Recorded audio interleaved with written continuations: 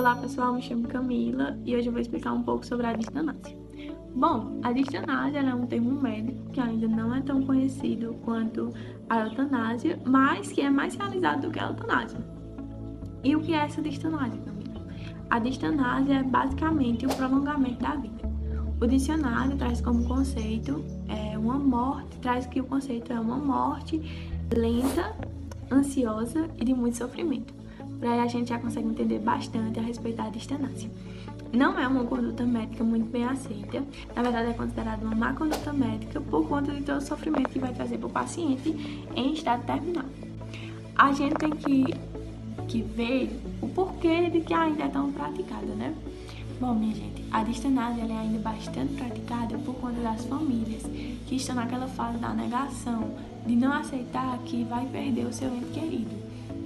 E aí, nessa fase, eles acabam optando por a distanásia para tentar manter aquele paciente vivo de certa forma. Nem que seja só ali em uma cama, mas só de estar vendo ele já causa um certo alívio para essas famílias. Eu vou lhe dizer uma coisa, Ramon. Escuta aqui, eu sou seu irmão mais velho. Sou seu irmão mais velho e enquanto eu estiver vivo, aqui nós não vamos matar ninguém. Nesta casa não se mata ninguém, ouviu? Mete isso na sua cabeça, Ramon. Ninguém! E por que aqui é considerado uma má conduta médica? Por conta do sofrimento que esse paciente ele passa. Os pacientes que fazem a distanásia, eles já são pacientes em estados terminais. E pacientes em estado terminal, ele está muito debilitado, muito fragilizado. E aí ele acaba, o paciente em estado terminal, como ele está muito fragilizado, muito debilitado, ele acaba sofrendo mais ainda com a distanásia, já que são utilizados medicamentos em alguns tratamentos, quimioterapia, etc., o que vai só fazer esse paciente sofrer mais ainda. Então, é um termo que vem sendo discutido e que, como eu disse anteriormente, a gente não pode ver só um lado. A gente nem pode ver só o lado da família, que está sofrendo com a perca, e nem pode ver só o lado do paciente, que está sofrendo com o tratamento. É necessário ver os dois lados e se colocar no lugar do outro para poder entender mais ainda sobre esse conceito. Meu nome é Paula Emanuela e hoje eu vou falar um pouquinho sobre a distanásia no Brasil. A distanásia no Brasil fere o artigo 5º do inciso 3 da CRFB, pois o princípio da dignidade humana é bem claro: ninguém será submetido à tortura nem a tratamento desumano ou degradante. Para alguns doutrinadores, a distanásia fere esse princípio constitucional, por se tratar de um procedimento que gera para o paciente uma agonia e sofrimento exagerado, que pode ser totalmente dispensável. Dados do Conselho Federal de Medicina revelam que atualmente no Brasil 30% dos internados em unidades de tratamento intensivo, as UTIs, são pacientes em estado terminal que não deveriam permanecer nessas unidades. Eles deveriam estar recebendo cuidados paliativos, ou seja, não sendo mais possível a cura, deveriam ser dados a esses pacientes conforto e atenção às suas necessidades físicas, sociais e espirituais. Oi, gente! Hoje eu vou falar para vocês um pouco sobre a distanásia em outros países. E o país que eu escolhi foi a França. E lá, se o paciente tiver estado terminal e o tratamento estiver agravando muito sua doença, ele pode decidir parar e o médico tem que respeitar a sua decisão. E também, quando não tem mais jeito o tratamento daquele paciente, ele pode ser encaminhado para casa para receber cuidado e afeto da família. Então, o paciente ele tem direito a decidir ou não se ele quer parar o seu tratamento, se ele quer voltar para casa, e ele tem que ser respeitada a opinião dele, tanto pelo médico como pela equipe que está tratando esse paciente de estado terminal. Bom, eu vou falar um pouco sobre a eutanásia. A eutanásia é basicamente o inverso da distanásia. Enquanto a distanásia ela quer que o paciente viva mais e prolongar aquele sofrimento dele, a eutanásia é totalmente ao contrário. E ela visa reduzir o sofrimento desse paciente, então antecipando a morte dele. É um tema muito polêmico, inclusive aqui no Brasil é crime.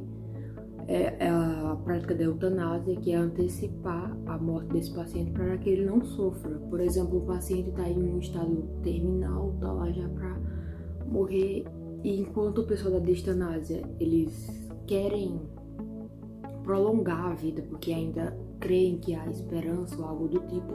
A eutanásia já é o contrário, vai querer amenizar o sofrimento daquele paciente, fazendo assim, tirando a vida dele, né, assim, causando a morte dele antes mesmo do previsto, assim, digamos. Você imagina uma dor de um pai, ver ele deitado na cama, sem poder falar, sem poder comer. Aí você olha para ele e você não tem condições de saber se ele está com dor de barriga, se ele está com tá com febre, se ele está com dor em algum lugar na parte do corpo. Você fica em desespero.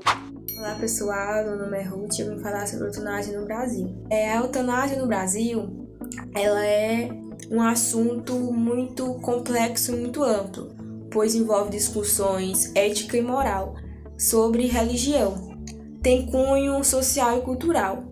No Brasil não existe um tipo penal específico para a eutanásia.